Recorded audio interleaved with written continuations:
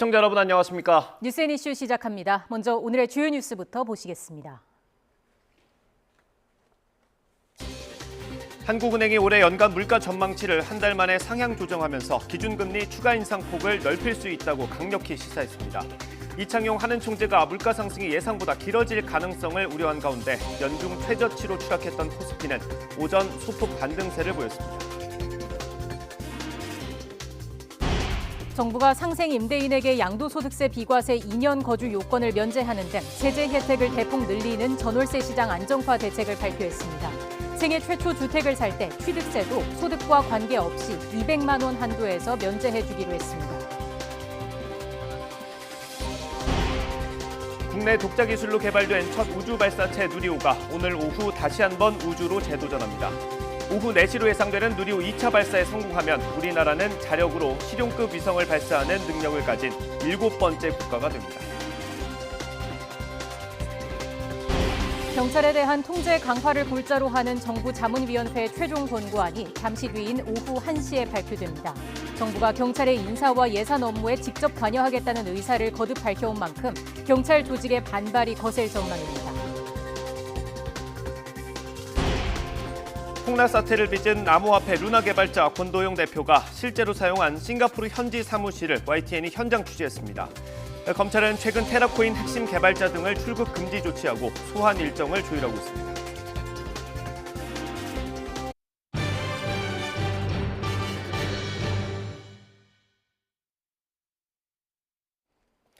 네, 오늘은 국회로 먼저 가보겠습니다. 2년 전 서해 공무원 피격 사건을 둘러싼 여야 공방이 계속되고 있습니다. 민주당이 당시 특별 취급 정보 SI를 공개하자고 했는데 윤석열 대통령은 받아들여지기 어렵다고 밝혔습니다. 진상조사를 위한 TF를 꾸린 국민의힘은 차라리 대통령 지정 기록물을 공개하자고 제안했습니다. 국회 연결합니다. 정유진 기자. 네, 국회입니다. 네, 먼저 윤석열 대통령 입장부터 들어볼까요? 네, 윤석열 대통령은 오늘 아침 출근길에 서해 공무원 피격 사건 당시 특별 취급 정보 SI를 공개하라는 민주당의 주장을 반박했습니다. 이런 주장은 받아들여지기 어렵다고 선을 그었습니다.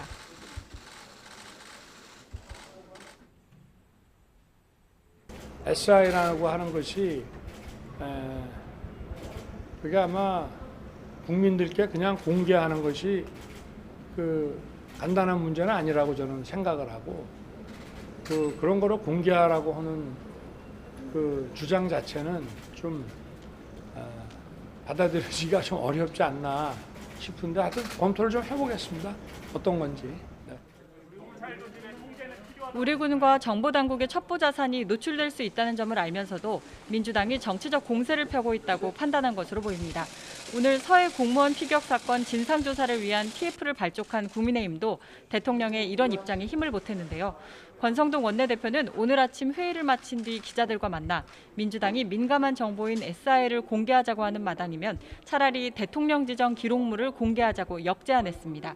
이에 대해 민주당은 아직 입장을 내지는 않았는데 그동안 대통령 기록물 공개에는 협조할 수 없다는 입장을 밝혀왔던 만큼 긍정적인 답변을 기대하기는 어려워 보입니다. 윤 대통령은 국민의힘이 지난 2019년 탈북어민 북송 사건의 진상을 규명하겠다고 밝힌 데 대해서도 입장을 내놨습니다. 많은 국민이 문제를 제기했기 때문에 들여다보고 있는 것 같다며 사실상 재조사 가능성을 열어뒀습니다. 이런 가운데 국회는 여야 간 원구성 협상이 난항을 겪으면서 3주째 공전하고 있습니다. 당장 오늘 아침에도 권성동 국민의힘 원내대표는 민주당을 향해 세금을 가혹하게 걷어 백성의 재물을 무리하게 빼앗는다는 뜻의 사자성어 가렴주구를 언급하며 공세 수위를 높였습니다. 반면 더불어민주당 박홍근 원내대표는 소문난 잔치에 먹을 것이 없다면서 국민의힘이 양보한 없이 기존 입장만 반복하거나 후퇴한 주장을 펼치고 있다고 맞불을 놨습니다. 양측의 입장이 여전히 평행선을 달리고 있습니다.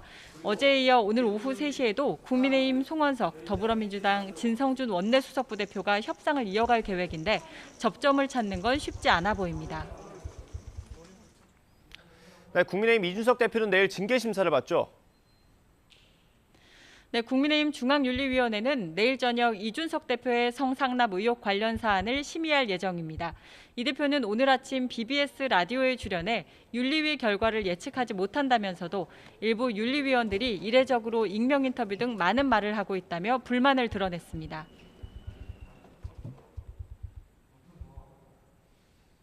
지금 윤리위가 뭐 굉장히 이례적으로 익명으로 많은 말을 지금 하고 있는데 네. 사실 무슨 의도인지도 궁금하고 실제로 진행되는 상황을 보면서 이야기하겠습니다.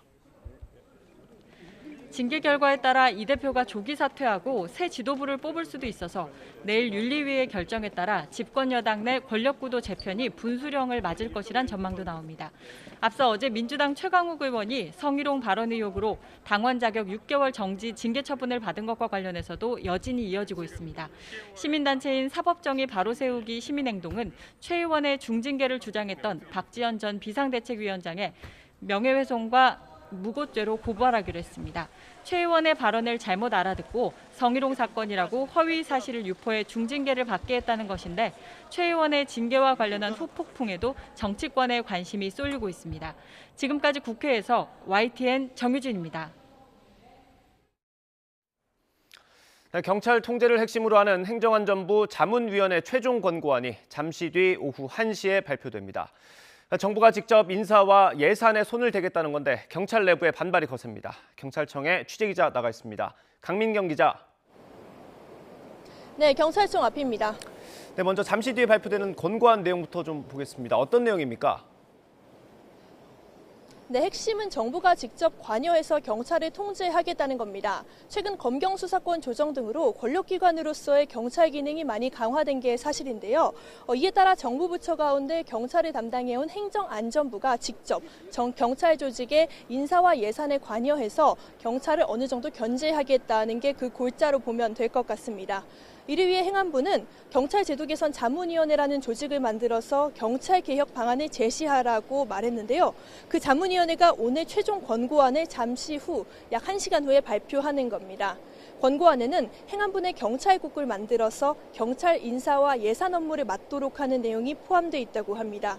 또 행안부 장관 이름으로 경찰청의 지휘 규칙을 제정해서 경찰 통제를 강화하는 내용이 들어간다고 하고요. 경찰 고위직 후보 추천위원회를 구성해서 장관의 인사권을 강화하는 방안도 포함된 걸로 전해집니다.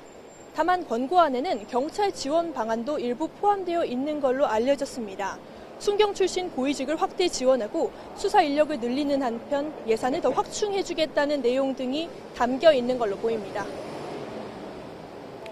네, 경찰 내부 분위기는 좀 어떻습니까? 네, 지금 제 뒤로 현수막이 하나 보이실 건데요. 경찰청 내부에서 노동조합 격인 경찰청 직장협의회가 지난 17일에 설치한 겁니다. 이처럼 지휘 고하를 막론하고 경찰 내부에서는 그야말로 일제히 들고 일어나는 분위기라고 보면 될 것 같은데요. 우선 김창룡 경찰청장부터 공개적으로 반기를 들었습니다. 김 청장은 어제 자문위의 주장이 경찰의 정치적 중립과 민주적 통제라는 경찰법 정신을 충분히 담아내지 못한다는 입장을 밝혔습니다. 경찰 계급의 꽃이라 불리는 총경급 간부들도 어깨에 핀 무궁화를 볼 낯이 없다면서 집단 반발 움직임을 보였습니다. 이 밖에 서울 일선 경찰서 10여 곳을 비롯해서 전국 경찰서에 줄줄이 경찰 통제 반제 현수막을 내걸기도 했습니다. 경찰 지휘부는 오늘 자문위 발표 후에 시도 경찰청장 화상회의를 열고 입장을 정리해서 공식 발표할 예정입니다. 한편 이와 별도로 경찰 통제권을 옹호하는 시민단체들도 자문위의 권고안을 비판하고 나선 상태인데요. 민병과 참여연대 등으로 이루어진 경찰개혁 네트워크는 조금 전에 기자회견을 열고 자문위원회의 권고안대로라면 경찰이 정치 권력에 종속될 우려가 있다며 권력기관에 의해서가 아니라 민주적 통제를 강화해야 한다고 주장했습니다. 지금까지 경찰청 앞에서 YTN 강민경입니다. 한국은행이 올해 물가 상승률 전망치를 한 달 만에 올리면서 기준금리 인상을 시사했습니다. 어제 1년 7개월 만에 최저치를 기록했던 코스피는 오늘 소폭 상승세로 출발했습니다. 취재기자 연결합니다. 박병환 기자. 네, 경제부입니다. 네, 한국은행이 소비자 물가 상승률을 상향 조정했다고요? 네, 올 하반기에도 5%대가 넘는 물가 상승이 지속할 것으로 보이자 한국은행이 올해 연간 물가 전망치를 한 달도 안 돼 다시 수정했습니다.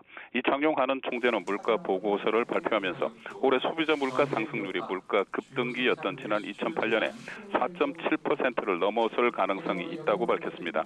또 앞으로 소비자 물가는 공급과 수요층 물가 상승 압력이 모두 높은 수준을 지속하면서 당분간 5%를 크게 상회하는 높은 오름세를 이어갈 것으로 전망했습니다. 한원은 앞서 지난달 26일 경제 전망에서 올해 연간 소비자 물가 상승률을 3.1%에서 4.5%로 1.4%포인트 상향 조정했는데 한 달도 안 돼서 전망치를 더 올린 셈입니다.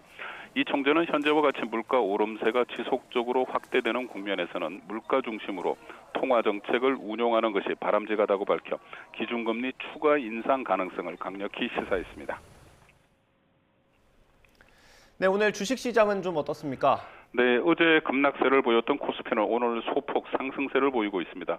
어제 1년 7개월여 만에 2,400선 아래로 내려왔던 코스피가 기관의 매수세에 힘입어 2,400선을 오르내리고 있습니다. 어제 2년 만에 최저점을 기록했던 코스닥도 조금 올라 770선 위에서 움직이고 있습니다. 어제 12년 11개월 만에 최고치를 기록했던 원달러 환율은 어제보다 다소 내린 1289원에서 1290원 선을 오르내리고 있습니다. 지금까지 경제부에서 전해드렸습니다. 네, 조금 전에 들어온 속보 전해드리겠습니다. 오늘 발사가 예정된 누리호 관련 속보입니다. 누리호가 산화제 공급 시스템 냉각 작업을 시작하면서 본격적인 발사 준비에 돌입했다는 소식입니다. 과학기술정보통신부는 오늘 오전 11시 50분 누리호 발사체에 대한 산화제 공급 시스템 냉각 작업을 시작했다고 밝혔습니다. 산화제 공급 시스템 냉각 작업은 누리호 발사체에 별다른 기계적 결함이 없어 발사가 가능한 상황에 이뤄집니다. 네, 특히 오후 4시 발사를 기준으로 한 일정대로 냉각 작업이 시작되면서 4시 정각에 발사가 이뤄질 가능성이 커졌습니다. 산화제 공급 시스템 냉각 작업이 끝나면 산화제 탱크 냉각 작업이 이어지고 오후 1시 25분부터는 본격적인 연료 주입이 시작됩니다. 과기정통부는 오늘 오후 2시 발사관리위원회를 다시 열고 최종 발사 시각을 결정할 계획입니다. 누리호 관련 소식은 또 이어지는 뉴스에서 계속해서 전해드리겠습니다. 정부가 전월세 시장을 안정화하기 위해서 상생 임대인 관련 혜택을 늘리고 세입자의 대출 한도도 확대합니다. 종부세에 대해서는 세율 조정을 포함한 근본적인 개편안을 다음 달까지 확정하고 규제 지역 조정 방안은 이달 말까지 마련하겠다고 밝혔습니다. 취재기자 연결하겠습니다. 권남기 기자. 네, 경제부입니다. 네, 정부가 오늘 부동산 관계장관 회의에서 내놓은 각종 임대차 시장 안정화 방안 내용 자세히 전해주시죠. 네, 추경호 부총리는 먼저 상생 임대인에 대해서 1세대 1주택 양도소득세 비과세와 장기 보유 특별 공제에 필요한 2년 거주 요건을 완전히 면제해주겠다고 밝혔습니다. 상생 임대인은 직전 계약보다 임대료를 5% 이내로 인상하는 임대인들인데요. 임대료를 적게 올려 재계약을 하는 집주인들에 대한 세제 혜택을 늘려줌으로써 세입자들의 부담을 그만큼 덜어주겠다는 겁니다. 상생 임대인이 될 수 있는 자격도 9억 원 이하 1세대 1주택자에서 대폭 확대해 앞으로는 1주택자가 될 계획이 있는 다주택자도 혜택을 주기로 했습니다. 또 상생 임대인 제도는 원래 올해까지만 시행될 예정이었지만 적용 기한을 2년 늘릴 방침입니다. 추 부총리 발표 내용 직접 들어보시죠. 임대료를 자발적으로 5% 이내로 인상하는 임대인, 즉 상생 임대인에 대해서는 1세대 1주택 양도세 비과세 및 장기 보유 특별 공제에 필요한 2년 거주 요건을 완전 면제하여 계약 갱신을 유도하고 네, 세입자들에 대한 직접 지원 방안도 나왔습니다. 갱신 계약이 만료되는 세입자는 버팀목 전세대출 보증금과 대출 한도를 확대하고 월세 세액 공제율을 현행 최대 12%에서 최대 15%로 올리는 방안을 추진합니다. 또 전월세 보증금 대출 원리금 상환액에 대한 소득공제 한도를 연 300만 원에서 400만 원으로 확대합니다. 네, 규제지역 대출 관련 완화 방침도 발표했죠.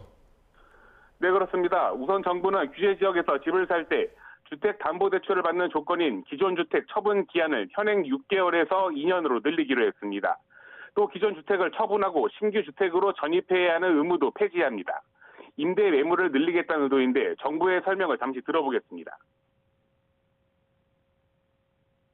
이러한 조치들로 인해 주담대 대출을 통한 주택 구입자가 규제 이행 과정에서 거주 중인 임차인의 퇴거를 요구하는 상황이 대폭 감소할 것으로 기대됩니다. 네, 정부는 이 밖에 생애 최초로 주택을 살 때 소득이나 가격 제한 없이 누구나 200만 원 한도에서 취득세 면제 혜택을 주는 방안을 추진합니다. 또 종부세에 대해선 세율 조정을 포함한 근본적인 개편안을 다음 달까지 확정하고 규제 지역 조정 방안은 이번 달 말까지 마련하겠다고 밝혔습니다. 지금까지 경제부에서 전해드렸습니다.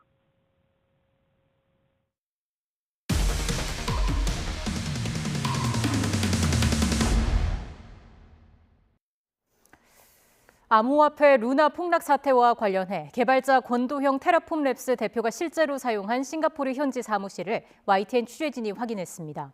권 대표는 루나 폭락 한 달 전쯤 사무실을 비웠는데 검찰은 싱가포르에 체류하는 것으로 알려진 권 대표를 직접 조사하기 위해 여권 무효화 방안을 검토하고 있습니다. 신지원 기자가 단독 보도합니다.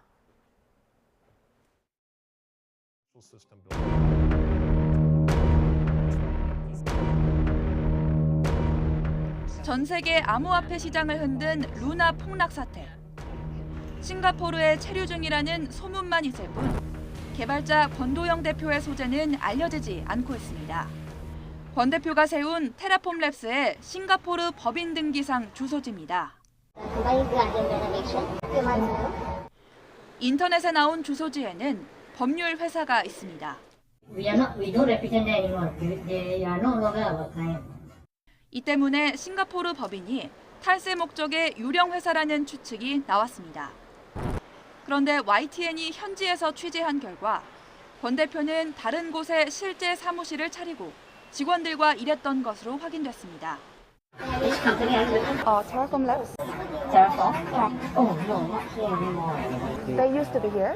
Yeah, they used to be here, but now they're 권도영 대표는 싱가포르 내에서도 사무실 주소지를 옮겨 다녔습니다. 그중에서도 이곳은 암호화폐 가격이 폭락하기 불과 한 달 전까지 테라폼 랩스가 사용했던 공유 사무실입니다. 테라폼 랩스가 미국 증권거래위원회 소환에 대응하기 위해 미국 법원에 제출한 서류에도 이 주소가 나옵니다. 하지만 6개월 정도 단기 임대했다가 지난 4월에 비운 것으로 확인됐습니다. 서울법인 해산시기와도 맞물립니다.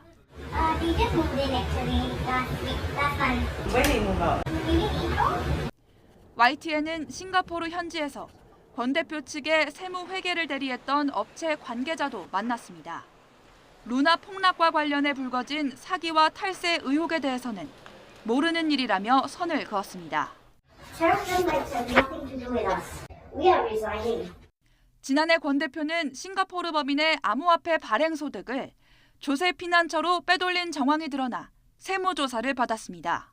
자본소득에 대한 세금도 없기 때문에 코인 회사들 같은 경우에는 초기에 발행한 코인 금액을 굉장히 낮은 금액으로 발행을 해놓고 그 코인 가격이 상승을 하면 그 상승한 금액에 대한 만큼의 세금은 없기 때문에 검찰도 국세청 세무조사 자료를 확보한 뒤 탈세 혐의를 들여다보고 있습니다.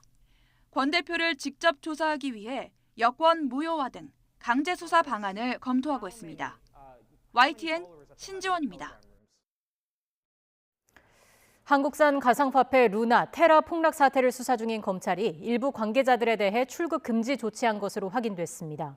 서울 남부지방검찰청 금융증권범죄 합동수사단은 최근 테라코인을 개발하는 데 핵심적인 역할을 한 A씨 등에 대해 출국 금지 조치하고 소환조사 일정을 조율하고 있습니다. 앞서 검찰은 서울지방국세청을 압수수색해 코인 발행사인 테라폼랩스 권도형 대표에 대한 특별세무조사 자료도 확보했습니다. 다만 권 대표는 현재 싱가포르에 머무르고 있는 것으로 알려져 여권 무효화 등으로 강제 수사를 추진하려면 다소 시간이 걸릴 전망입니다.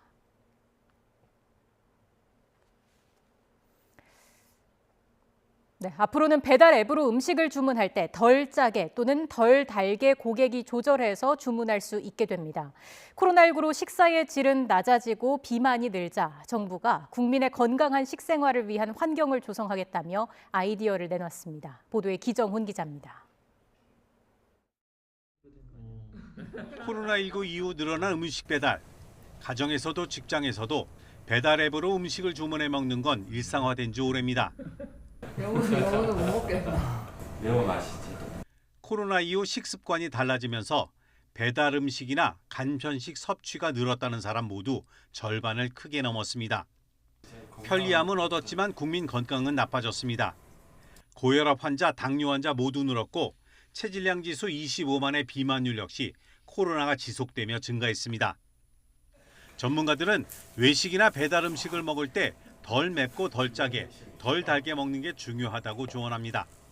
주문을 할 때에도 거기에 들어가는 기름 종류 또는 고추장이나 간장, 소금 이런 것들은 이제 따로 달라고 하셔서 본인이 적당히 줄여서 쓰시는 게 바람직한 소비 생태라고 생각이 듭니다. 음식의 매운 정도를 선택하도록 하는 경우는 간혹 있지만 짠 정도와 단 정도를 고객이 선택하기란 쉽지 않습니다. 배달앱의 기본 기능에 나트륨과 당류를 조절해 주문을 할 수 있도록 하는 게 정부의 아이디어입니다. 복지부 관계자는 건강한 음식을 국민들에게 제공한다는 당위성에 모두 동의할 것이라며 협의체를 구성해서 멀지 않은 시일 내에 구체적 성과를 내겠다고 말했습니다. 이와 함께 건강한 식생활 선택을 돕기 위해 신뢰도 높은 식품 영양 건강 관련 포털도 운영하기로 했습니다. 정부는 올해부터 2026년까지 시행할 제3차 국민 영양관리 기본계획을 확정하고 비의료기관의 건강관리 서비스에 대한 인증제를 도입하기로 했습니다. YTN 기정훈입니다.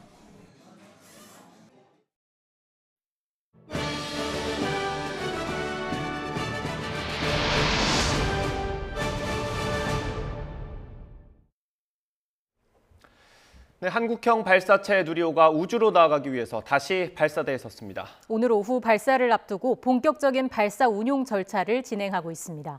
현장 상황 알아보겠습니다. 나경철 앵커 나와주시죠.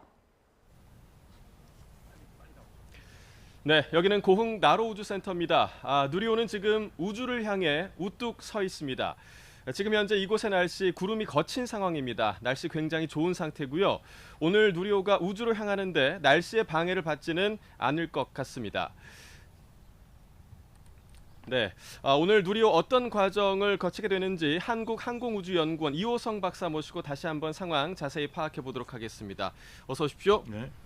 네, 자, 지난주 상황을 좀 다시 생각을 해보면 발사를 하루 앞두고 문제가 좀 발견이 됐습니다. 네. 그래서 이번 주로 발사가 연기가 됐고요. 긴급하게 지난주에 좀 점검에 나섰는데 그 문제가 비교적 좀 쉽게 해결됐던 것 같아요. 예, 저희가 예상 못했던 그런 문제인데요. 사실은 저희가 그 점검을 하는 이유가 예. 이런 문제들이 없나 하고 발견을 하기 위한 겁니다. 그래서 그렇죠. 이런 검증이 꼭 필요하고요. 저희가 이제 예를 들면은 저희가 올 2월 달에 2월 5일 날 그 미국의 그 아스트로 발사체가 이제 발사 예정이었는데 그 센터에 레이더 시스템 문제로 연기가 된 적이 있습니다. 예. 그래서 그 다음에는 그래서 이제 이틀 후에 고친 다음에 이제 다시 발사를 하려고 했는데 발사 2초 전에 이제 텔레메트리 문제가 생겼어요. 예. 거의 발사 2초 전에. 그래서 바로 또 연기가 됐습니다. 그래서 그것을 고치고 이제 3일 후에 그 나사의 큐브 위성 그 4기를 발사를 했는데 이번에는 일단은 발사했는데 올라가서 페이로드 페어링 문제로 임무에 실패했습니다. 예. 그래서 그런 걸 보면은 저희가 굉장히 안타깝고 네. 이것이 그 외국에서도 이렇게 나사에서도 이렇게 어려운 문제인데 저희가 이걸 한다는 거에 대해서 굉장히 저희가 조심스럽습니다. 네. 그래서 이분들이 그 6월 12일 날 그 저희보다 좀 며칠 그 일주 전이죠. 그때 그 나사 큐브 위성 두 개를 또 이제 발사를 했는데 그것도 이제 상단 엔진이 조기 종료돼 가지고 예. 실패를 했습니다. 네. 그래서 이런 거를 보면서 저희는 굉장히 좀 많이 걱정도 되고요. 저희가 네. 이것을 하면서 물론 저희가 이제 어느 정도 입대까지 해온 게 있으니까 자신감도 있지만 네. 또 굉장히 저희보다 선진국도 이렇게 실패를 하는구나. 그래서 문제가 어디에서 나올지는 모르기 때문에 네. 저희가 많이 긴장해 있는 그런 상태입니다. 예. 네. 자, 지금 화면을 보시면 지금 실시간으로 누리호의 모습을 보실 수가 있습니다. 우주를 향해서 기립이 되어 있는 상태고 발사 지금 한 4시간 정도 남아 있는데요. 준비 작업이 지금 한창 진행되고 있는 모습을 보실 수가 있습니다. 자, 그렇다면 지금 이 시각까지는 발사를 위한 모든 과정 좀 순조롭게 진행되고 있다. 이렇게 보면 될까요? 예, 저희가 센서나 이런 것들은 지금 거의 다 확인을 다 됐고요. 예. 이제는 그 산화제 공급자 시스템 그 냉각을 지금 진행 중에 있습니다. 예. 그래서 그것이 이제 그 12시 40분경에 끝나고 그 다음에는 이제 산화제 탱크를 저희가 이제 냉각을 해야죠. 산화제 탱크가 이제 1단만 해도 벌써 10m가 넘기 때문에 예. 굉장히 큽니다. 그래서 그것을 같이 또 냉각을 하고 그 다음에는 이제 한 2시경에 이제 산화제 탱크에 그 우리 산화제를 주입하게 되겠습니다. 예. 네. 자, 지금 그 산화제 공급 시스템 냉각 작업 진행하고 있다라고 네. 말씀을 해주셨는데 이 냉각 작업은 어떤 의미가 있는 작업인가요?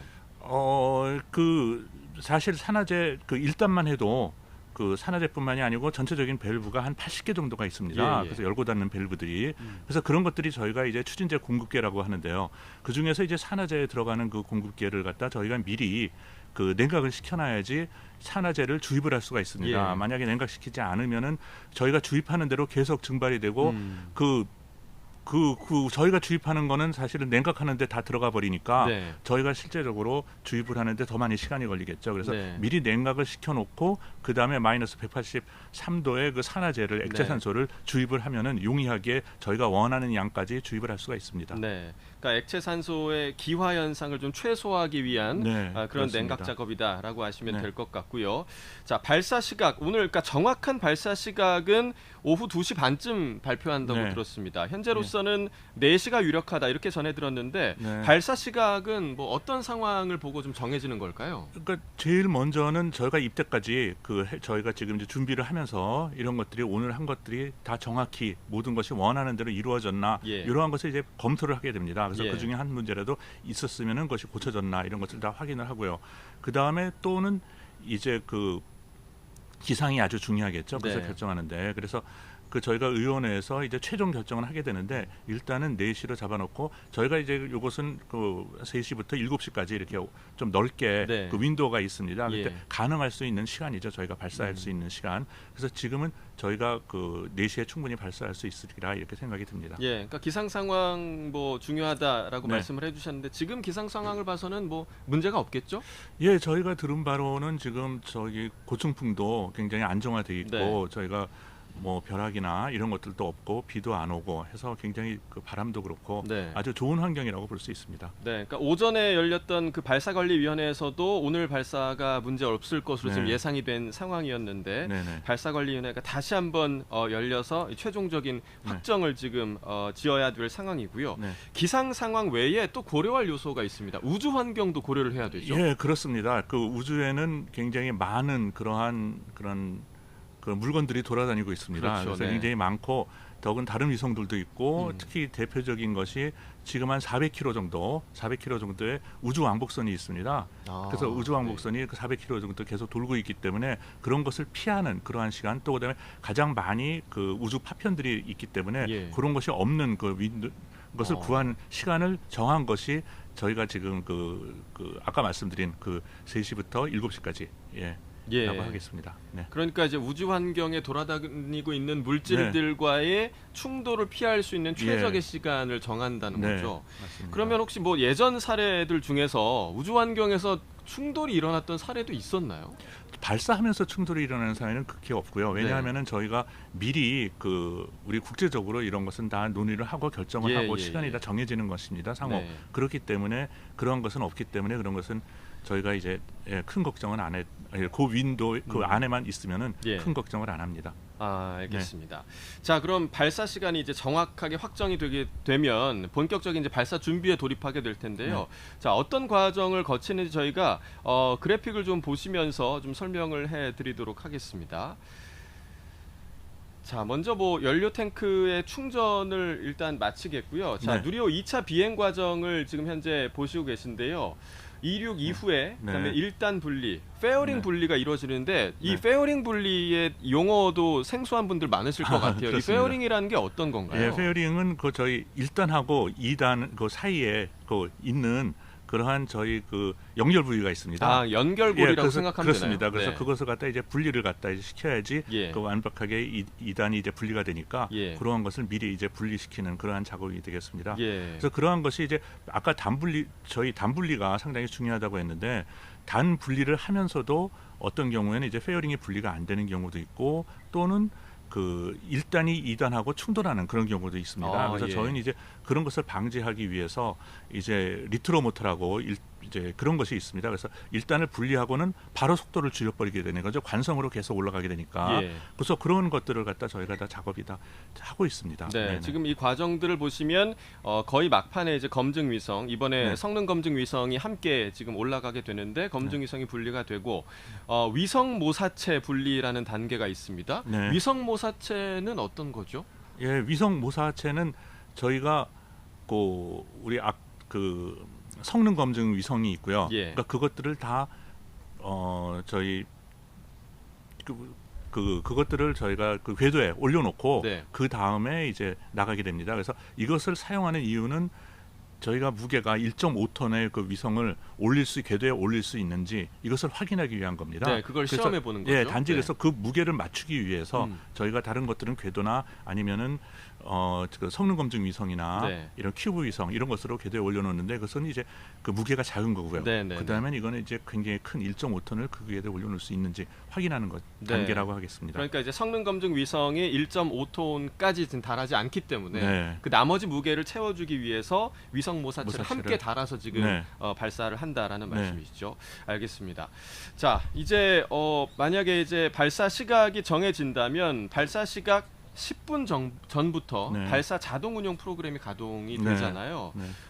이 자동 운영 프로그램이 가동이 되게 되면 연구진들이 수동으로 뭐 멈추거나 할 수 없는 그런 상황이 오게 되는 건가요? 아니요, 저희 그 수동으로 멈출 수가 있죠. 그런 것들을. 예. 근데 이제 가능한 대로 왜냐하면 이건 굉장히 저희가 그 동안에 오늘 오전 중에 해왔던 그런 작업들을 굉장히 빠른 속도로 컴퓨터에서 그 데이터를 확인을 하는 그런 과정들이거든요. 예, 그래서 예. 그런 과정이 끝나야지 그 다음에 이제 다시 저희가 발사를 할 수 있기 때문에 예. 그런 것이 준비가 잘 됐는지 확인하는 그러한 과정이라 하겠습니다. 네, 이번 우리 누리호 발사의 목표 고도를 네. 700에서 800km 정도로 잡고 있는데 이 부분을 이제 저궤도라고 부르더라고요. 네네.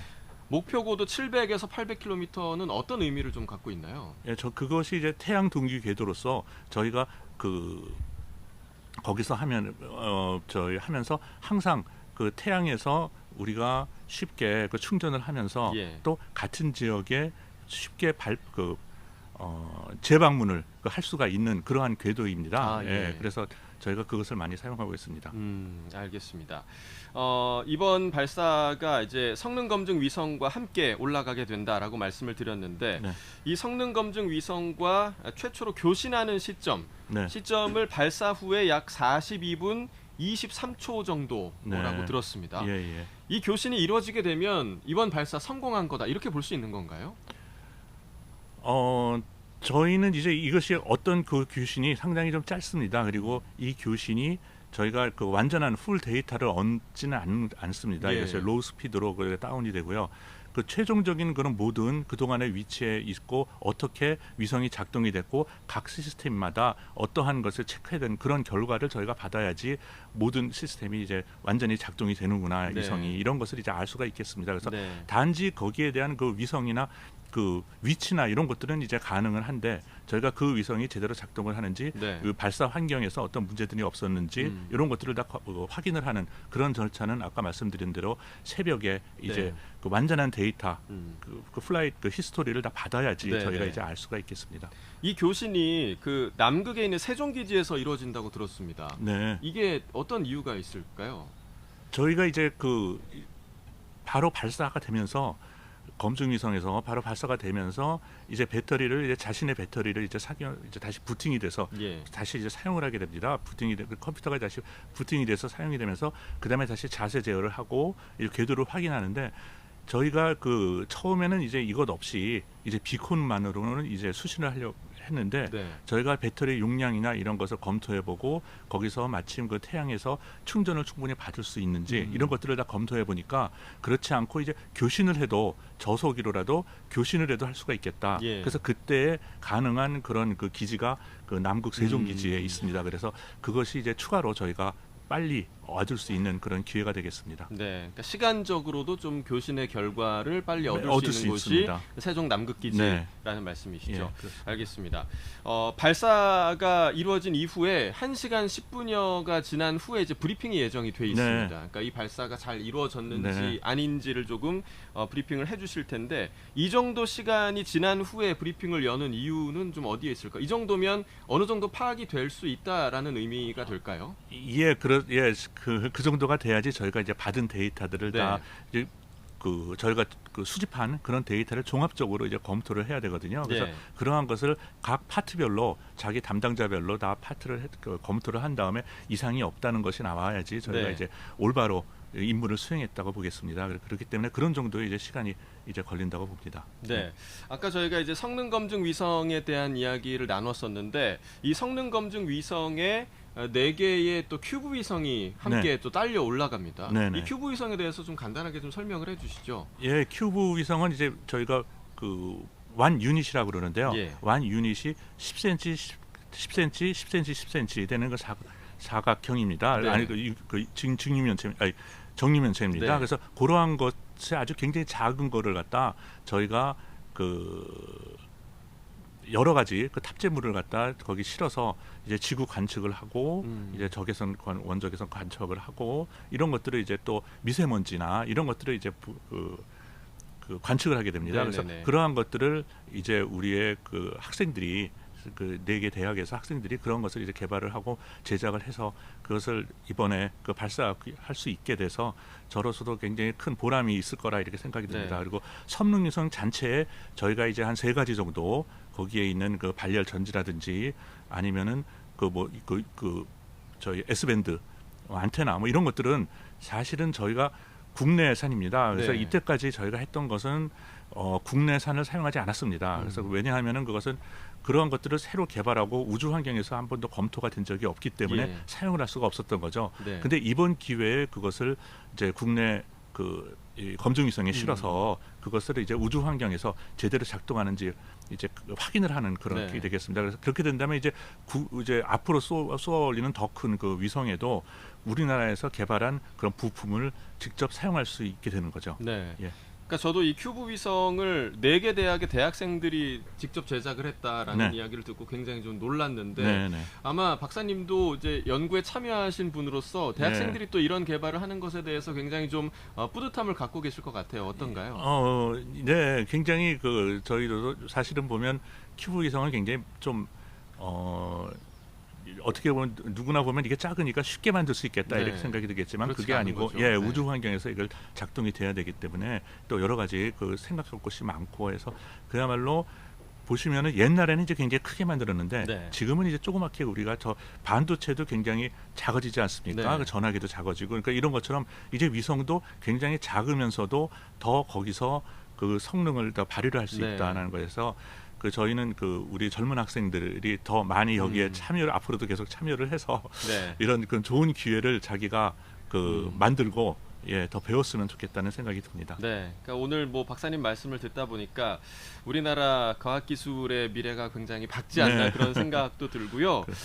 누리호가 오늘 좀 반드시 발사에 좀 성공을 해서 우리나라 우주 강국의 꿈에 좀 한 발짝 더 다가섰으면 하는 염원이 커지는 것 같습니다.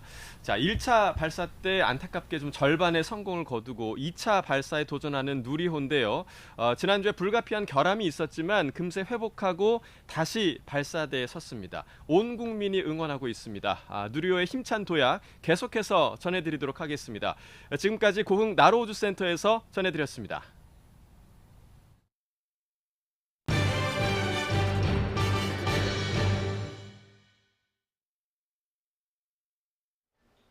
절기 하지인 오늘도 무더위가 기승을 부리겠습니다. 오늘 서울 한낮 기온은 33도까지 오르면서 올해 들어 가장 더운 날씨가 예상되고요. 특히 남부지방은 광주와 대구가 35도까지 치솟는 등 한여름 더위가 나타나겠습니다. 계속해서 내륙 곳곳에 폭염특보가 확대되고 있는 만큼 온열 질환에 걸리지 않도록 건강관리 잘해주시기 바랍니다. 오전까지 제주도에 영향을 주던 장마전선은 내일까지 잠시 소강 상태를 보이겠습니다. 다만 대기 불안정이 심해지는 오후에는 호남 동부와 강원 중남부에 5에서 40mm의 소나기가 지나겠습니다.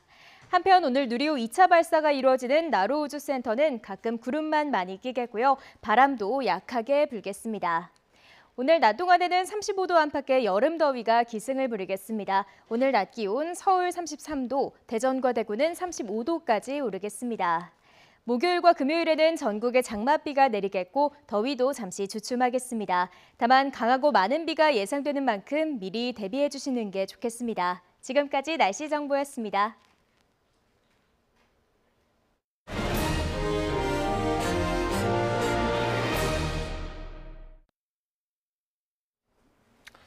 네, 여의도의 징계의 시간이 찾아왔습니다. 성희롱 발언으로 논란을 빚었던 민주당 최강욱 의원은 당원 자격을 6개월 동안 정지하는 처분을 받았습니다. 자신의 잘못을 인정하지 않은 게 오히려 중징계가 내려지는 근거가 됐습니다. 내일 열리는 비대위 의결로 징계가 확정되는데 결과에 따라 계파 갈등의 불씨가 될 거라는 전망도 나오고 있습니다. 내일 여당 대표도 윤리위원회에 올라갑니다. 성상납 의혹을 무마하려 했다는 의혹 때문입니다. 최근 이준석 대표와 당내 인사들이 공개적으로 각을 세운 것도 이것과 무관하지 않다는 분석이 있습니다. 결국은 당권과 연결되는 겁니다. 결과에 따라 상당한 파장이 예상됩니다. 오늘의 전국대담 이 내용으로 시작하겠습니다.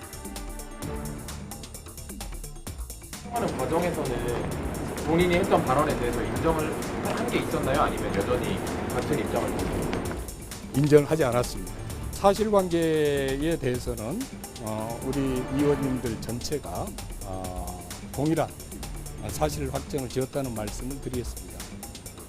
양정에 대해서는 여러 가지 다양한 의견이 있었지만은 가장 다수의 동의하는 안으로 결정이 됐고 이 부분에 대해서 모든 의원님들이 만장일치로 최종 결정을 했다는 점을 말씀드립니다. 당대표로 선거를 2번이나 이겼습니다. 그런데 좀 편안해 보이시지는 않습니다.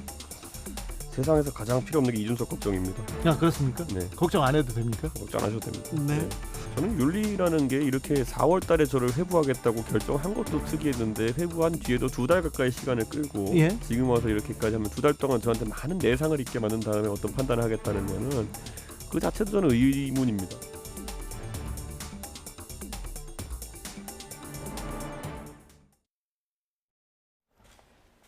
네, 본격적으로 오늘의 정치권 이슈 짚어보겠습니다. 성일종 국민의힘 정책위의장, 전재수 더불어민주당 의원과 함께합니다. 어서 오십시오. 네, 안녕하십니까.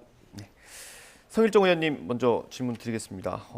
최강욱 의원에 대한 내용 이미 다 공개는 됐고요. 해명도 이제 공개가 다 됐죠. 어제 그 윤리심판원 결과 어떻게 보셨습니까?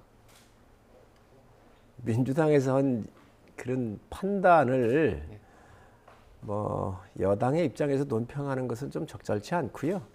나름대로 그 안에 프로세스가 작동이 됐을 거로 봅니다. 그러면은 전재수 의원님께 말씀을 여쭤야 할 수밖에 없을 것 같습니다. 어떻게 보셨습니까?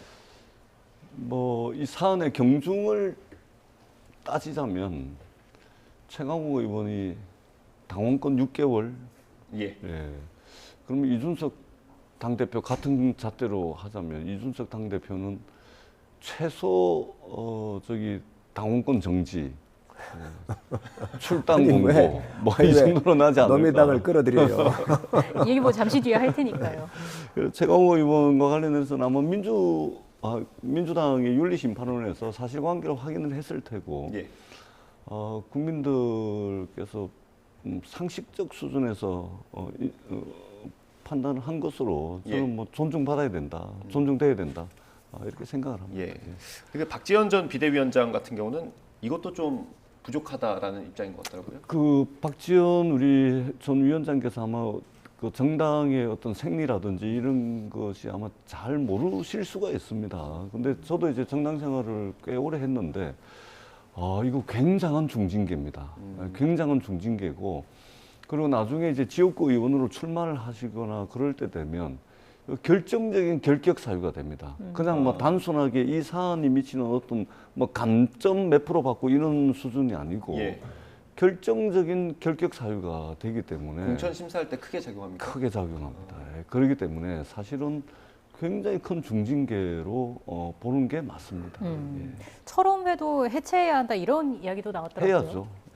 저는 해야 된다고 생각을 하고 있고 만약에 그러지 않으면 당내 어떤 전당대회를 앞두고 또 전당대회가 끝이 나더라도 이게 계속해서 계파 사이에 같은 사안을 놓고 계파 사이에 의견이 다른 이래서는 저는 안 된다고 생각을 합니다. 민주당의 큰 가치관 우선이라는 이 큰 틀에서 인식을 같이 하면 좀 계파의 이익이라든지 이런 것들은 좀 내려놓고 이번 참에 큰 용광로가 하면 되자. 저는 이제 그렇게 생각을 하고 물론 가치관 노선에 따라서 친한 의원들끼리 모임은 있을 수가 있습니다. 그러나 우리가 이제 지방선거, 대선, 큰 선거를 연이어서 대패를 하지 않았습니까? 그러면 국민들께 뭔가 새로운 모습을 보여드리고 뭔가 변화하는 모습을 보여드려야 된다는 측면에서 일부 억울한 측면이 없지 않아 있겠습니다만 그러나 변화된 모습을 먼저 좀 보여드리는 것이 민주당의 도리다. 그런 측면에서 저는 좀 일단은 좀 내려놓고 좀 해체를 하는 것이 맞지 않겠나. 그리고 요 이전에도 한 두세 개 정도 개파 모임이 해체를 했습니다. 그렇기 때문에 함께 좀 해주십사 하는 부탁의 말씀을 드리도록 하겠습니다. 송일중 의원님, 이건 논평은 아니고요. 정치권의 어떤 전망이니까요. 그 박지원 전 비대위원장이요. 그 이제 잠행을 하다가 최근에 이제 최강욱 의원 징계위를 앞두고 그리고 끝나고 난 다음에 이제 SNS에 글을 올렸습니다. 혹시 전당대회에 나오려는 움직임일까요? 그 속내야 알 수 없지요. 그렇지만 아무래도 비대위원장을 했기 때문에 의견은 전 낼 수 있다고 생각을 합니다. 그러나 전당대회에 나오고 하는 것은 그렇게 쉽지 않을, 개인적으로 봤었을 때 지금 야당을 이끌고 가기에는 굉장히 넘어야 될 산들이 많습니다. 민주당, 저희가 5년의 야당을 하면서 그 과정을 겪어봤잖아요. 지금 야당은 뭘 해도 안 됩니다. 그리고 각각의 계파가 있어서 안 됩니다. 저희도 그 계파를 없애기 위해서 굉장한 노력을 했었거든요. 그걸 할 때마다 실패를 했습니다. 그래서 결론적으로 야당이든 여당이든 이 쇄신은 인적으로 하는 방법밖에 없는데 그것은 바로 공천대입니다. 그렇기 때문에 당분간 야당이 갖고 있고 또 저희가 야당이 됐으면 똑같은 과정을 겪었을 거예요. 그래서 그게 어느 당을 다 떠나서 야당이 되는 쪽은 다음에 인적 청산은 바로 공천에서만 가능하기 때문에 그 전까지는 소란스러울 수밖에 없습니다. 쓴소리를 해주셨는데 여기에 대한 생각도 궁금하고요. 또 전당대회 이번 사안이 미치는 영향은 어느 정도일지도 궁금한데요. 야당은 뭘 해도 안 된다. 너무 좀 박한 평가를 해주시는 것 같고 뭘 해도 안 되는 상황을 극복하고 이겨내기 위해서 저희들이 지금 전당대회도 하는 것이고 새 지도부도 뽑는 것이죠. 그렇기 때문에 국민의힘이 5년 동안 야당하면서 뭘 해도 안 되는 그 정당의 한계를 저희들이 뛰어넘을 겁니다. 뛰어넘기 위해서 또 노력을 하고 있는 것이고 전당대회가 때마침 저희들이 중간 평가와 또 성찰과 반성의 계기로서 전당대회가 굉장히 적절한 시점에 저는 잘 이제 열리게 됐다 그렇게 생각을 합니다. 예를 들면 2연패를 하고 난 뒤에 이런 전당대회라는 어떤 시기적 계기 이런 것조차 없었으면 우리가 과연 어땠을까 이런 생각이 듭니다. 그렇기 때문에 전당대회를 통해서 정말로 민주당이 새로운 질서를 만드는데 아주 소중한 계기로 쓸 겁니다. 그래서 이제 초선, 재선, 3선 의원 모임들이 지금 계속 공개, 비공개로서 열리고 있고 또 각급 단위에서 대선 평가, 지방선거 평가가 이루어지고 있습니다. 저희들 재선 의원들 같은 경우도 내일 모레 또 비공개로 벌써 4번째 회의인데 진행이 되고 있습니다. 이런 노력들이 전당대회까지 쌓이고 해서 정말로 민주당이 그동안 정치하는 방식의 문제에서부터 가치와 노선에 이르기까지 좀 다시 한번 돌아보고 다시 한번 가다듬는 그런 계기가 될 것이라고 저희들은 생각을 하고 있습니다. 말씀하시죠. 저희가 탄핵 이후에 대선에서부터 오전 5패했잖아요. 21대에 들어와 가지고 이번 2년 전입니다. 21대 들어와 가지고 저희가 또 대패했죠. 100석을 못 건졌잖아요. 그래서 비례까지 합해가지고 103석을 저희가 획득을 했었는데 그때 이제 비대위 체제로 갈 거냐, 전당대회의 자강 체제로 갈 거냐 이게 경론이 붙었었어요. 그런데 그 당시에 이제 자강으로 가자고 스스로 전당대회를 통해 가지고 자체적으로 대표를 뽑고 하자고 하는 자강으로 가자고 하는 파들은 비대위가 3번 있었거든요. 3번 다 실패했다. 이 논리가 또 일부가 있었습니다. 그 맞는 얘기입니다. 그러면 전당대회 열었었던 3번의 또 당대표들이 있었습니다. 이정현 대표, 그리고 홍준표 대표, 황교안 대표가 있었는데 이분들은 그럼 성공했느냐? 이분들 뭐 더 실패한 적이 있었지요. 그래서 이게 야당이 되고 나면 굉장히 어렵습니다. 그런데 국가를 위해서는 건강한 야당이 좀 센 야당이 나오는 게 좋죠. 여당을 네. 견제해야 되니까. 그런 면에서 볼 때 지금 민주당 같은 경우는 지고 나면 계파가 이게 득실거릴 수밖에 없잖아요. 예. 그래서 그런 어려움들이 있습니다. 야당한테는. 그래서 당분간 민주당의 우리 건강한 전재수 의원님 같은 분들이 나이적으로도 그렇고 예. 또 예. 재선 그룹이고 그래서 지금 많이 상당히 주목을 좀 받고 있잖아요. 예.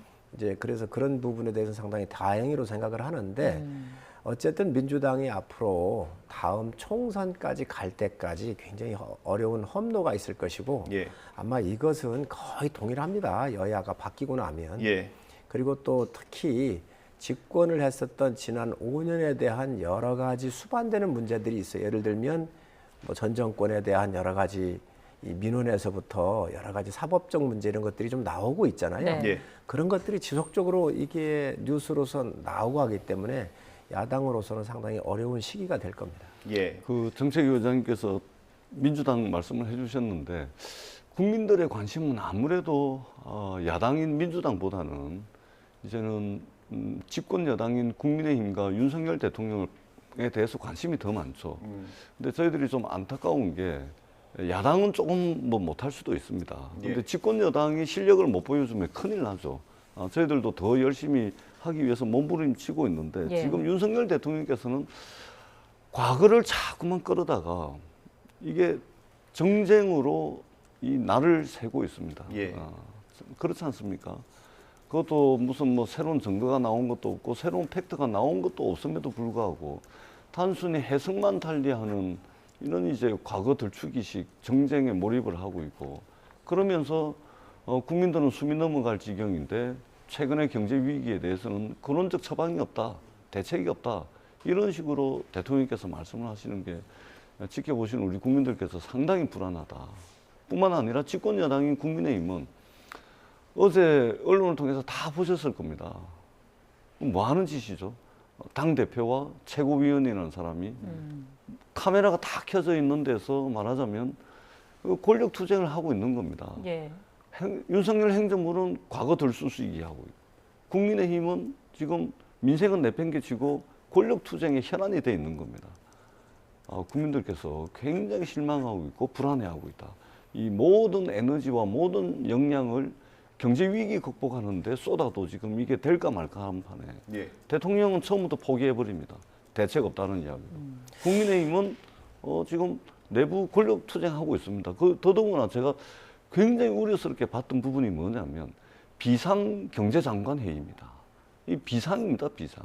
비상경제장관 회의에 대통령도 참석 안 하고 국무총리도 참석 안 하고 결국 그러다 보니까 비상경제장관 회의 해가지고 결론이 뭡니까? 유류세 7% 더 내리는 거. 이거 외에는 없습니다, 결론이. 이거 정말 답답하고 집권 여당 윤석열 대통령께서 이 상황을 굉장히 좀 한가하게 평가하고 바라보는 것이 아닌가. 이런 이제 심각한 이제 우려를 가지고 있습니다. 우리 전 의원님 주시는 뭐 여당 잘 좀 했으면 좋겠다는 충고는 감사하고요. 예. 또 당연히 저희가 받아야지요. 그렇기 때문에 그 부분에 대해서는 감사하게 생각을 하고요. 비상경제장관 회의 같은 경우는 대통령이나 총리가 참석하는 게 아닙니다. 경제부총리가 바로 수장입니다. 그래서 예. 장관들하고 하고 있고요. 또 당하고도 했습니다. 예. 당하고도 했고요. 그걸 분명히 말씀을 드리고 지금 유류세가 이제 30%까지 우리가 지금 세금을 감면을 시켰잖아요. 예. 37%까지 할 수 있습니다. 네. 법으로. 그래서 이것도 내리고 있다는 말씀 드리고 물가를 안정시키기 위해서 지금 상당히 많은 어려움이 있습니다. 그래서 비축물자를 푼다든지 또 수입하는 품목에 대한 관세율을 좀 낮춰가지고 밥상 물가에 좀 도움을 드린다든지 해서 전방위적으로 지금 현재 체계적으로 하고 있다는 말씀 제가 드립니다. 그리고 과거를 끌어다가 이렇게 얘기하겠다고 그러는데 과거를 끌어들이는 게 아니고요. 국가가 해야 될 일, 국가가 제대로 못했던 일, 예. 이런 부분에 대해서 바로 세우는 일들이지요. 예. 그걸 과거를 끌어다 그러나 법적으로 분명히 문제가 있거나 위법한 사항들에 대해서는 누구나 법의 심판대에 의해서 공평하게 그 판단을 받아야 될 거 아니겠습니까? 네. 그런 측면에서 이해를 해야지 이게 과거를 끌어다가 전 정권을 박해하거나 뭐 정치 보복을 한다. 이 프레임은 맞지 않는 것 같습니다. 그렇게 따지면 민주당은 안 했습니까? 옛날에 뭐 국정원 무슨 자금 줬다고 해서 다 조사를 했고 뭐 여러 가지 안 했나요? 그렇게 얘기할 수 있는 건 아니고요. 어찌됐든 국가의 기강이 허물어져 있거나 네. 대한민국이 무너졌던 것들은 바로 세워야 된다는 말씀을 드리고 제가 잠깐 스킵을 했는데 보충적으로 말씀을 드리면 저희가 이제 정권을 인수받고 보니까 이 국가가 곳곳이 다 무너졌습니다. 고물가 고환율 다 이렇지요. 공공요금 1절 올리질 않았잖아요. 다 이게 전 정권에서 이걸 눌러놨던 겁니다. 인기 관리를 위해서. 그러나 국민들을 위해서는 오르는지 안 오르는지 조금씩 단계적으로 이게 올렸었어야 돼요. 그래야 그 다음 정권에 부담 안 주고 한꺼번에 국민들이 받는 충격을 완화할 수 있었는데 전기요금 같은 경우 그렇지 않습니까? 전반기만 7조 3천억인가 적자를 내놨어요. 갑자기 올려야 합니다. 이런 것들을 너무 안 해놨더라는 거예요. 전 정권에서. 그래서 물려받은 유산이 아주 무섭고 굉장히 심각한 유산을 물려받았다. 그래서 이런 것들이 세계적인 요인과 함께 겹치면서 굉장히 어려운 게 사실입니다. 하여튼 저희한테 주어진 일이기 때문에 이런 부분도 세세하게 챙겨서 국민들 삶에 도움이 될 수 있도록 하여튼 최선의 노력을 다하고 있다는 말씀 드립니다. 저도 굉장히 놀라운 말씀을 또 하시는데 당면하고 직면해 있는 경제 위기에 대해서 전 세계가 겪고 있는 일이고 과도한 유동성을 이제 중앙은행이 긴축재정으로 돌아서다 보니까 세계적 현상이기 때문에 별다른 방법이 없다라고 대통령께서 말씀하시는 것도 충격인데 우리 집권여당의 정책위 의장이신 우리 성일종님께서 국가가 전부 다 무너졌다. 그리고 그런 유산을 물려받았기 때문에 이 정부가 지금 험난한 길이 예고돼 있다. 이렇게 말씀을 하시는 거예요. 아니 이것을 듣는 우리 국민들은 어떻게 판단을 할까요? 설사 저희들이 백발천발 양보해서 설사 그렇다 하더라도 집권 여당은 무한 책임을 지는 것입니다. 설사 그것이 사실이라 하더라도 대안을 내고 국민들께 믿음과 신뢰를 줘가지고 실력으로서 극복을 해야 되는 것이죠. 근데 사실관계도 틀릴 뿐더러 이것이 전부 전 정부 탓이다. 마치 이제 경제가 실패할 것을 미리 알고서 책임 떠넘기기 하는 것이 아닌가. 저는 그런 우려를 하지 않을 수가 없습니다. 집권 여당은 무한 책임을 지는 것입니다. 예를 들면 전 세계적으로 통화량이 많이 풀려가지고 유동성의 힘으로 가격표가 붙어 있는 모든 자산 가치를 돈의 힘으로 다 밀어 올렸습니다. 지난 코로나 시대에. 그래가지고 부동산부터 시작해가지고 주식, 가상자산 시장 전부 다 올랐습니다. 그러면 문재인 정부의 부동산 정책도 전 세계적인 유동성의 힘으로 집값이 올랐다. 이렇게 변명하고 넘어갈 수 있는 겁니다. 근데 그런 게 아니지 않습니까? 그것도 부동산 환경 자체가 그랬지만 정부 정책이 실패한 측면이 있다라고 저희들이 인정을 하잖아요. 근데 지금 이것을 전부 전 정부 탓으로 돌리고 또는 전 세계적인 경제 환경의 탓으로 돌리면 우리 국민들이 누구를 믿고 의지해야 되겠습니까? 집권 여당은 무한 책임을 진다라는 자세로 좀 말씀을 해주셔야 되지 않나 그렇게 생각을 합니다. 전 의원님 말씀 고맙고 감사하고요. 그러나 우리가 분명히 알 건 알아야 됩니다. 부동산 정책 같은 경우 실패했습니까? 26번의 대책을 하면서 부동산만큼은 자신이 있었다고 했던 정부가 문재인 정부였습니다. 그런데 임대차 3법 같은 경우 그렇게 우리가 하지 말자 그랬잖아요. 지금 2년 기간이 살고 있는 분에 대해서는 자동 계약 갱신권이라고 그래서 2년 동안 살 수 있잖아요. 그건 5%만 올려준다고 그랬어요. 2년이 지나버렸습니다. 이제 앞으로 여기 폭등을 할 문제가 여러 곳곳에서 나와 있습니다. 이런 거 하셨습니까? 그다음에 노동개혁, 연금개혁, 교육개혁 같은 게 하나라도 해놓으셨는가요? 요간 먹으려고 안 했습니다. 외교, 국방 다 무너지지 않았습니까? 정말 여러 가지 측면에서 저희가 이것을 회피하려고 아니라 맞습니다. 전 의원님 말씀하는 대로 정권을 저희가 잡았기 때문에 이거에 대해서 저희가 다 책임을 져야 합니다. 그러나 전 정부로부터 받았었던 많은 이런 유산들이 굉장히 무겁고 상당히 힘든 것이다. 이 부분은 좀 저희가 얘기를 안 드릴 수가 없습니다. 알겠습니다. 경제에 대한 그 논쟁 자체는 굉장히 좋았는데요. 저희가 준비한 내용이 있어서 그 내용을 좀 여쭤봐야 될 것 같습니다. 그 이준석 대표가 이제 내일 윤리위 심의를 받지 않습니까? 이게 징계 처분이 총 4단계더라고요. 경고, 당원권 정지, 탈당 권유, 제명 이렇게 4단계인데 사실 대표 입장에서는 경고만 받아도 좀 부적합하다 이런 비판이 있을 수도 있지 않습니까? 저는 여러 차례 이 얘기를 했는데 지금 윤리위가 국민의힘의 윤리입니다. 근데 이 윤리가 과연 국민의힘의 윤리인지 아닌지 전 이해할 수가 없어요. 5월 29일인가 그럴 거예요. 예. 지선이 한창 그 진행되고 있을 때 아닙니까? 예. 근데 그 당시에 이제 우크라이나를 대표께서 가겠다라고 하는 게 이게 언론에 이제 발표가 된 거예요. 네. 그 이제 이게 리크가 되니까 이제 발표를 한 거예요. 그러니까 당시에 뭐 한 분이 그 뭐 해외로 도피하는 거 아니냐 그러면서 출국 금지를 요청했단 말이지요. 예. 전 뭐 그럴 수 있다고 봅니다. 개인적 신분에서 그렇게 또 할 수도 있다고 봐요. 그 부분은. 근데 우리 당의 윤리위원장이 6월 2일 날 윤리를 열겠다 그랬어요. 세상에 6월 1일이 지방선거 아닙니까? 선거를 2, 3일 앞에 두고 어느 당 윤리위원장인데 집권당의 당대표를 해외 출국하는 지방선거 끝나는 다음 날 윤리를 열겠다라고 하는 분이 어디 있습니까? 그래서 문제가 되니까 그걸 이제 연장해서 여기까지 온 거지요. 그리고 윤리를 열더라도 지금 성접대 받았다라고 얘기를 하는 것인데 그러면 경찰 조사도 지금 나온 게 없지 않습니까? 결과물이. 두 번째 증거가 있나 피해자가 있나 아무것도 없지 않습니까? 그렇다고 한다면 이걸 뭘 가지고 열을 것인가?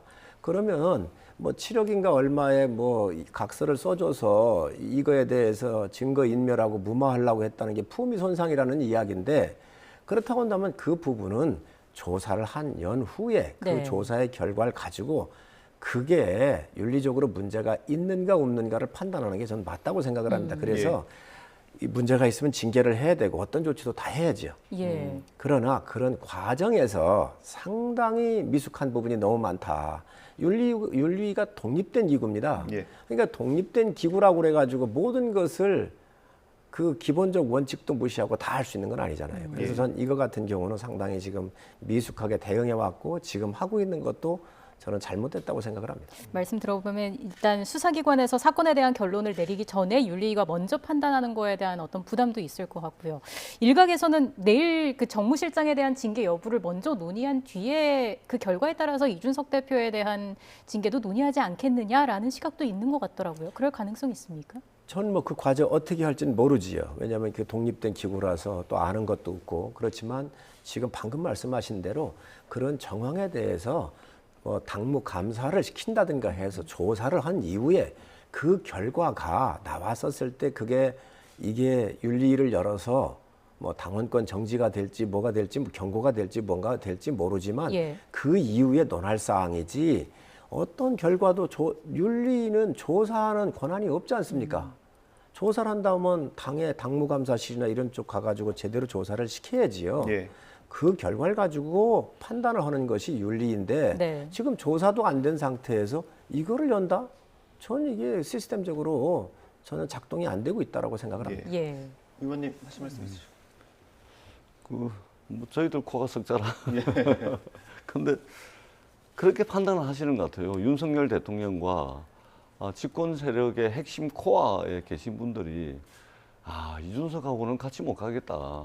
이준석을 안고 가다가는 두고 화가 될 것 같아. 그렇게 판단을 하는 것 같습니다. 당권 다툼의 일환이라고 보십니까? 권력 다툼이죠. 권력 다툼이고 또 집권 세력 내부의 어떤 차기 구도와도 밀접하게 연관이 되어 있는 것 같고 그래서 나중에 화가 될 만한 씨앗은 미리 제거하겠다. 이번 참에 제거하고 가자.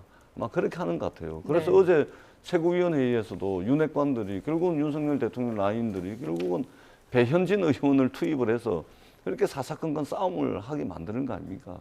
우리 국민들이 다 보고 있죠.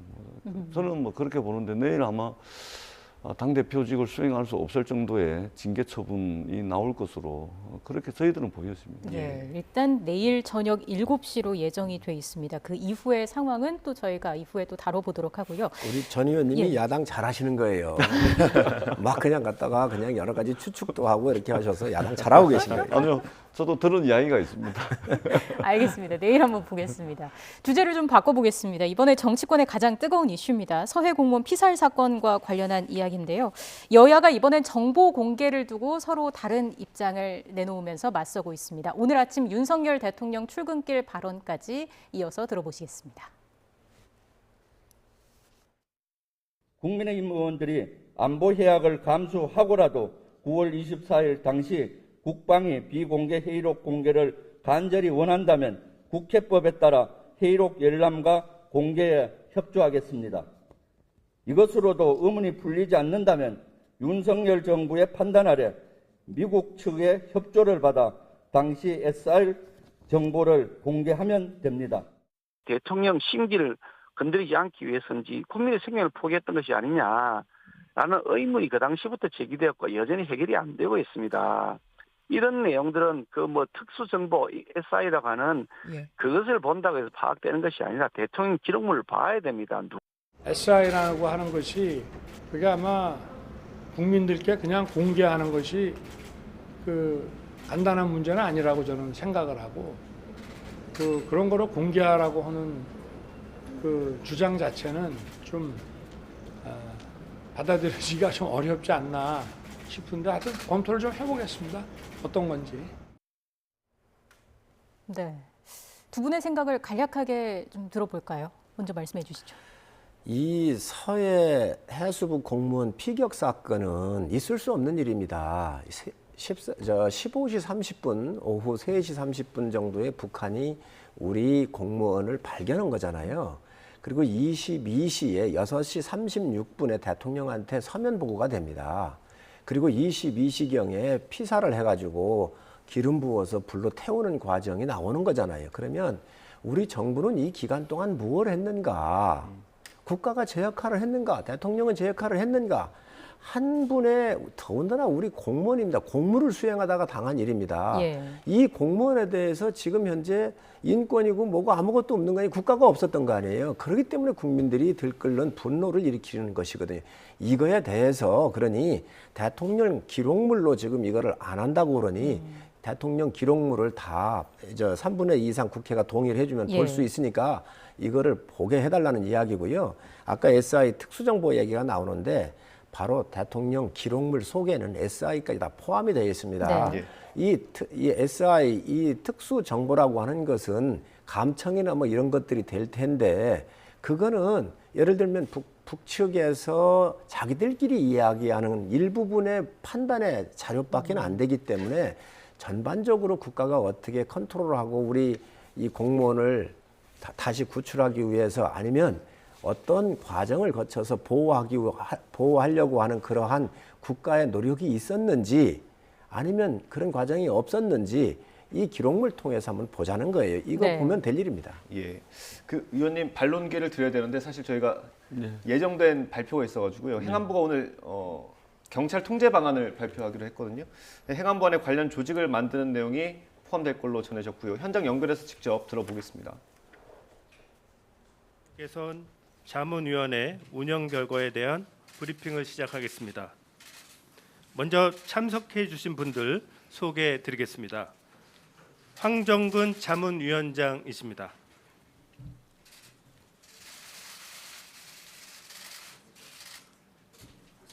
한창섭 행정안전부 차관이십니다.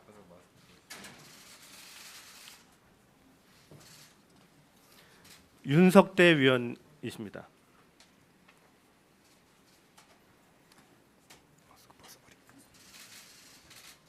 먼저 황정근 위원장께서 공고한 내용을 발표하시겠습니다.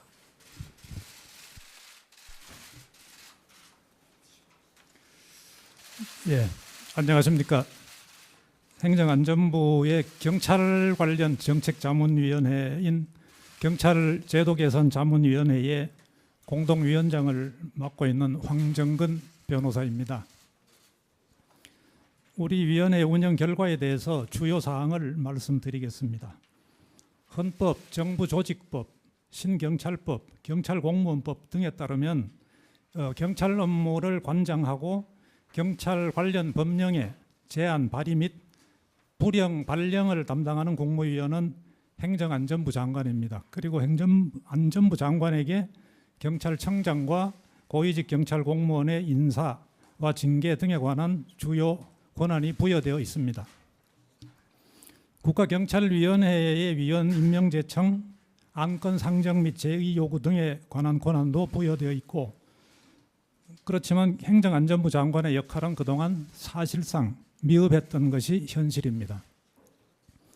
그런데 2021년부터 경찰청 소속 사법경찰관에 대한 검사의 수사 지휘권이 폐지되고 경찰의 독자적인 수사권과 불송치, 종결권이 부여된 것을 비롯해서 그 후에 검사의 수사권 축소와 군 사법경찰관의 수사권 축소 및 국가정보원의 대공수사권의 경찰 이양 등이 연쇄적으로 이어져 이제는 경찰 수사권의 법적인 성격과 그 범위가 근본적으로 변화했습니다.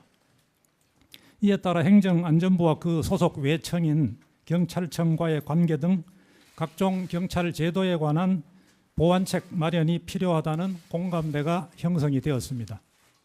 우리 위원회는 이러한 여건 변화에 적극 부응하여 관련 전문가들과 경찰 등 관계 공무원이 함께 참여해서 지난 5월 13일부터 4차례에 걸쳐 심도 있게 개선 방안을 논의했습니다.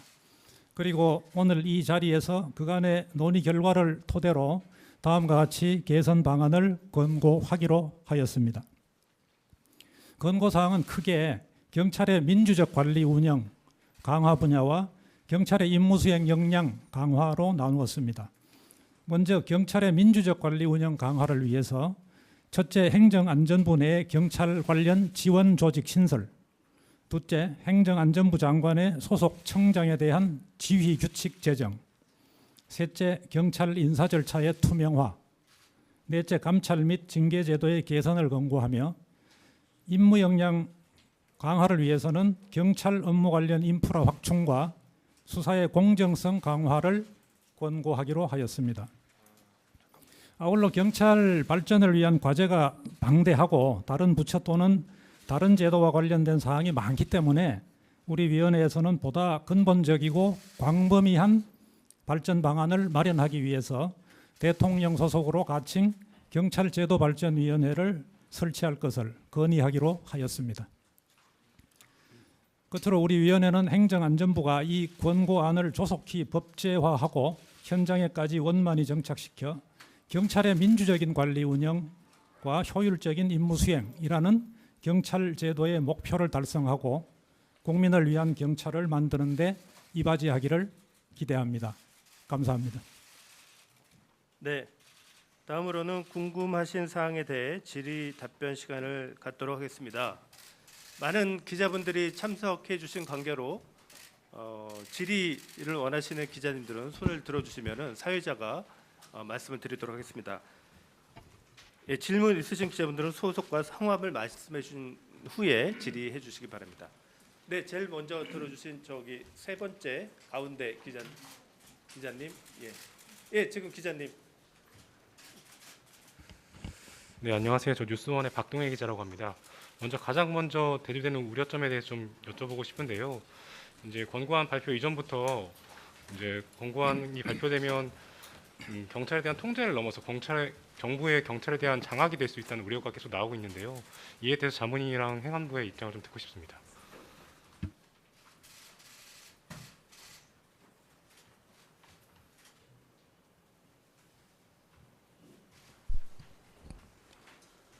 네, 우리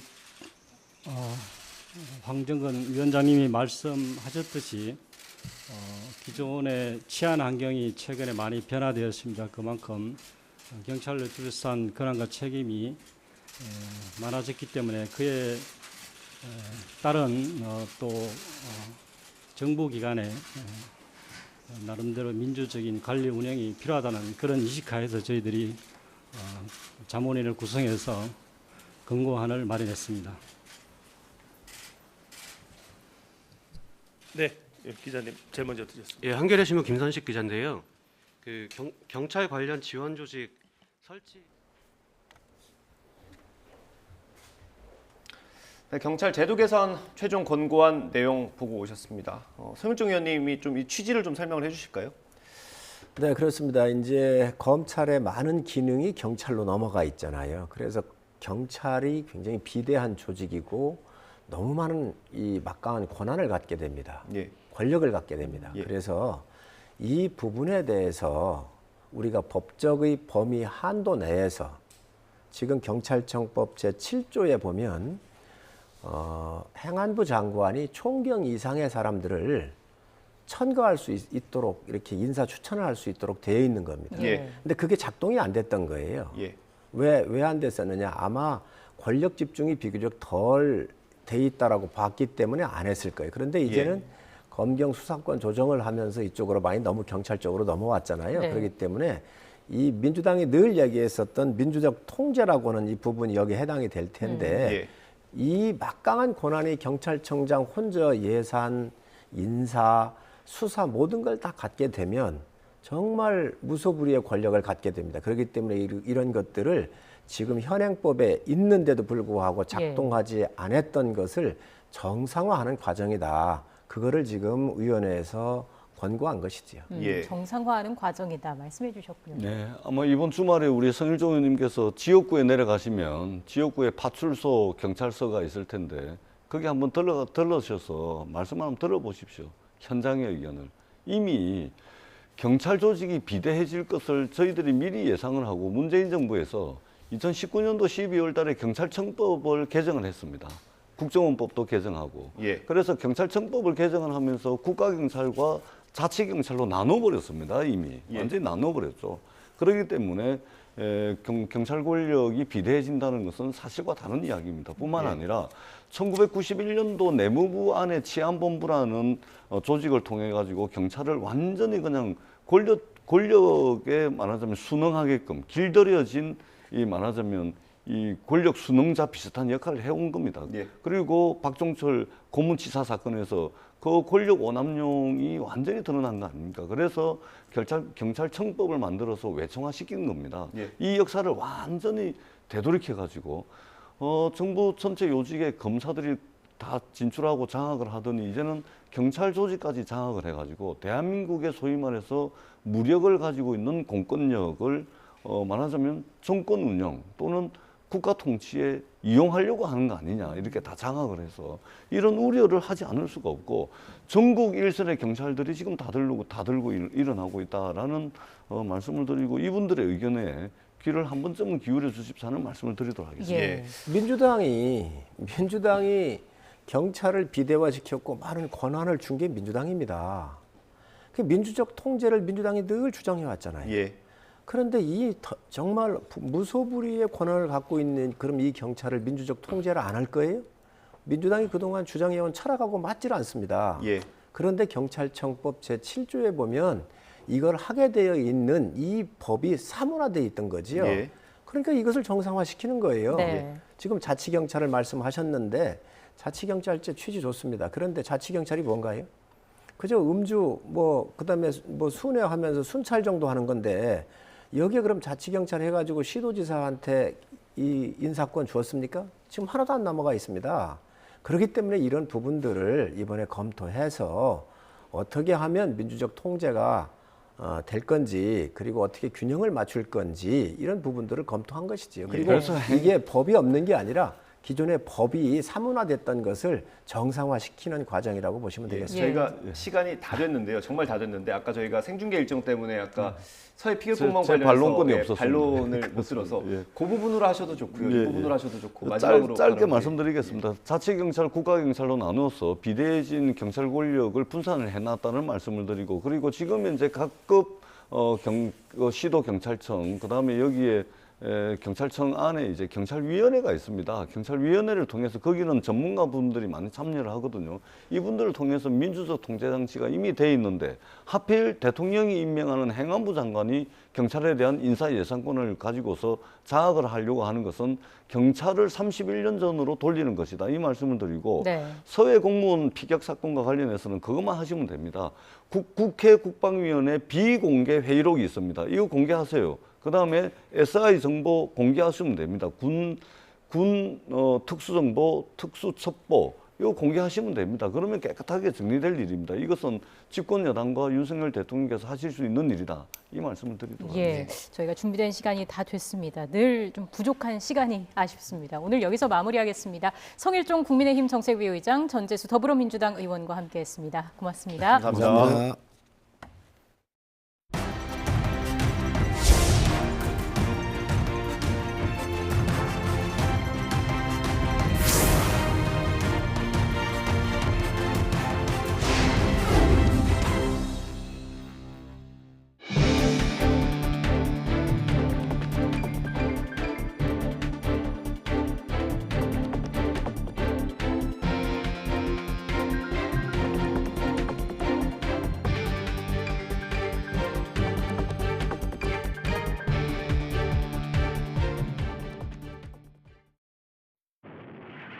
미국과 러시아가 우주로 나갈 때쯤에는 우리는 끼니를 걱정했던 나라였습니다.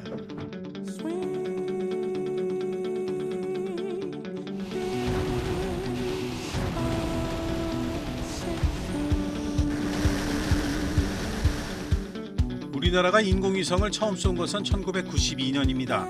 우주개발 20년 만에 우주센터를 세우고 나로 우주센터 준공은 대한민국의 국력이 한 단계 높아졌음을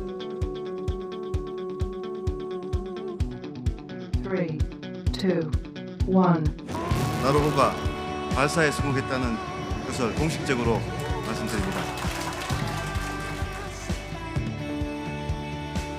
누리호 개발의 핵심이자 발사체의 심장인 75톤 엔진. 국내 독자 개발 발사체의 첫 비행 시험으로서 핵심 기술을 확보했음을 확인하는 의의를. 실패의 원인으로 지목됐던 산화제 탱크 문제를 보완하고 2차 발사에는 우리나라에서 만든 실제 위성을 탑재해서 발사하도록 되어 있습니다. 누리호는 이번 경험을 바탕으로 분자 위성을 싣고 재도전에 나섭니다.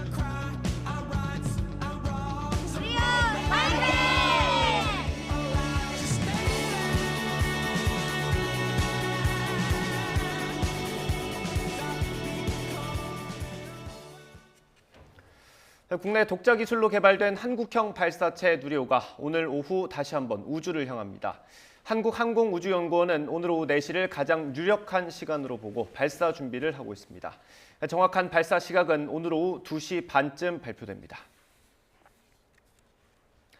지난해 10월 1차 발사된 누리호는 발사 자체에는 문제가 없었지만 목표 궤도에 위성을 올리지 못해서 아쉬운 실패로 마무리됐습니다. 오늘 2차 발사는 1차 발사의 문제점을 보완해서 완전한 성공을 목표로 하고 있습니다. 두 번째 발사되는 누리호, 1차 발사 때와는 어떤 점이 달라졌는지 양회영 기자가 알려드립니다. 절반의 성공으로 끝난 누리호 1차 발사. 75톤 엔진 4개를 묶은 1단 엔진은 제대로 연소했지만 예상과 달리 3단 엔진이 조기 종료하면서 결국 최종 궤도에 위성을 안착시키지 못했습니다. 원인은 3단 산화제 탱크의 균열. 하지만 발사체를 독자 개발한 덕분에 실패 원인 분석에는 불과 2개월밖에 걸리지 않았습니다. 문제가 된 부품을 하중에 1.5배까지 견디면서도 헬륨 탱크 고정 장치가 풀리지 않도록 설계를 변경한 후 재제작까지 5개월 만에 초고속으로 문제를 해결했습니다.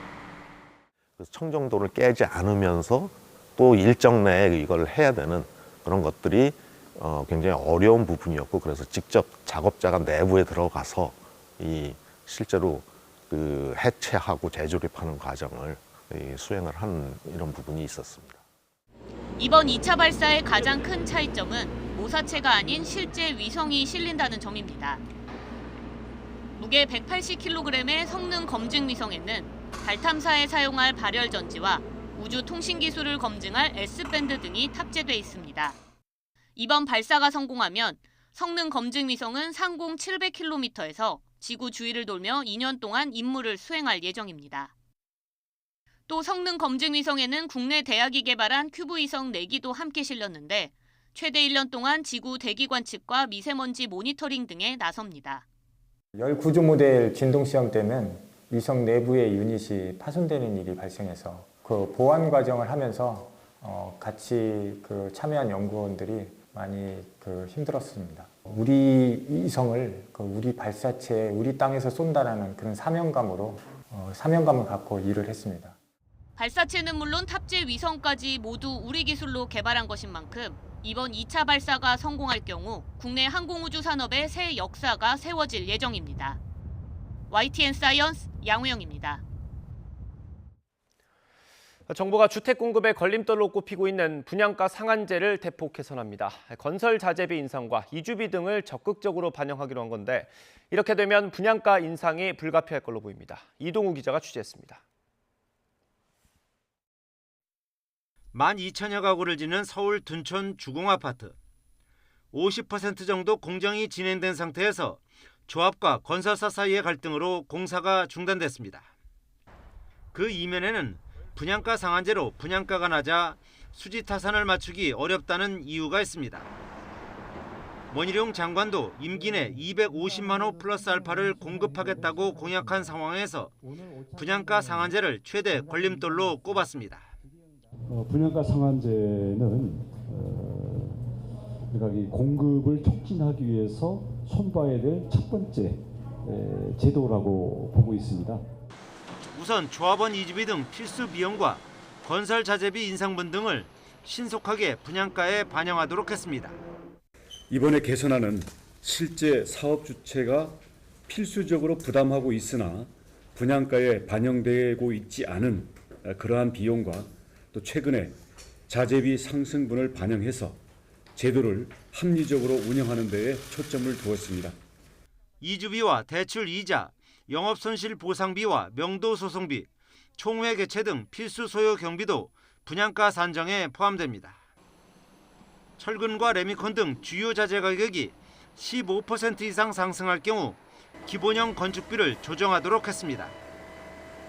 또 분양가 심사 기준과 절차를 합리화하고 외부 인사 참여 등 투명성도 제고하기로 했습니다. 특히 분양가 산정을 위한 인근 비교단지의 선정 기준을 준공 20년 이내에서 10년 이내로 단축해 좀 더 시세를 반영하도록 했습니다. 정부는 이번 개선안으로 분양가는 1.5%에서 4% 정도 인상될 것으로 예측했습니다. 답보 상태인 주택 공급에 숨통이 트이겠지만 분양가가 오를 텐데요. 청약 시장에서 입지나 가격 경쟁력에 따라서 성과가 크게 달라지는 옥석 가리기가 보다 본격화될 것으로 예상이 됩니다. 전문가들도 수요자가 우려할 정도로 분양가가 폭등할 가능성은 작고 금리 인상 시기에 집값이 오를 가능성도 높지 않다고 전망하고 있습니다. YTN 이동우입니다. 네, 누리호와 관련해서 새로 들어온 소식 전해드리겠습니다. 누리호에 연료가 주입되면서 발사가 본격적인 카운트다운에 들어갔습니다. 과학기술정보통신부는 오늘 오후 1시 15분쯤 누리호에 연료인 케로신 주입을 시작했다고 밝혔습니다. 또 오후 2시부터는 산화제인 액체산소 주입도 시작될 것으로 보입니다. 연료와 산화제 주입은 오후 2시 40분쯤까지 약 1시간 15분 동안 진행됩니다. 과기정통부는 오후 2시에 발사관리위원회를 다시 열고 준비 상황을 최종 점검한 뒤 발사 시각을 결정합니다. 현재 진행 상황을 볼 때 애초 예정했던 오후 4시 발사가 유력합니다.